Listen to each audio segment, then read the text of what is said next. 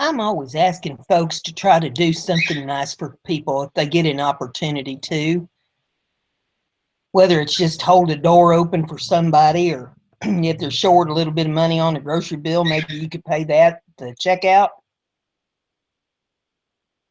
Maybe they need a little help pumping their gas at the gas station or, whatever they happen to need. Maybe help put their groceries in the car.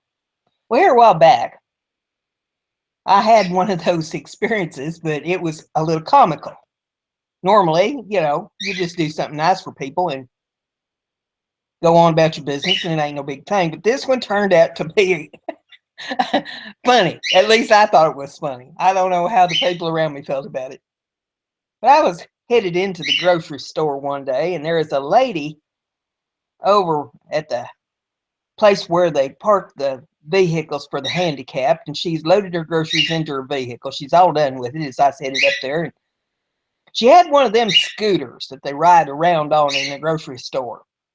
Them things that aggravate the fire out of everybody that's pushing the cart because they always seem to be in the way and they always seem to back up at the most inopportune times or head forward at the most inopportune times. They don't seem to be able to start and stop them things, like you would think they'd be able to. And anyways, I was walking up there toward the store. That lady standing there at that cart, she's got her cane and she's kind of fumbling around, and she looks at me and she says, "Could you take this back in the store for me?"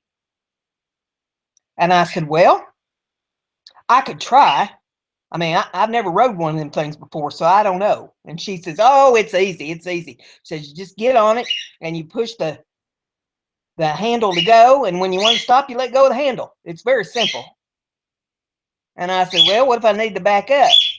And I forget exactly what the conglomeration was to back it up. It had some other button you push or something to back the thing up. And I said, "Well, okay." And so I did, being the bold girl I am, I jump on that thing like a gal at a rodeo on a bucking bronco and proceed to press the button to go. And I just about ran over her in the parking lot.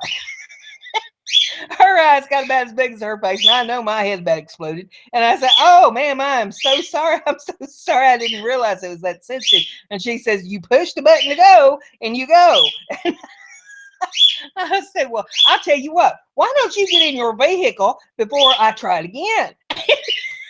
So she steps around her car, and she gets in the car, and so I push the button, and I take off. Hell bent for leather. I'm headed for the door of the store. And I get in the door of the store. I about run over about 3 customers on my way in. And then I proceed to try to back it up. They got like little parking spaces for these things where you're supposed to back them up so they can be plugged in and charged.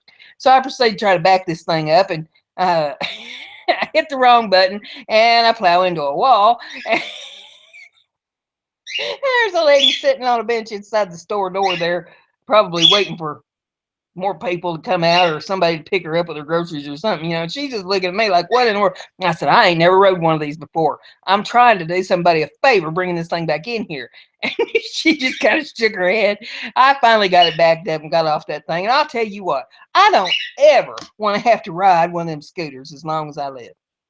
I may be kind of old and crippled up, but as long as I can keep putting one foot in front of the other, I want to try to keep walking and stay the heck off of them scooter carts. Wowie woo, it's like a demolition derby.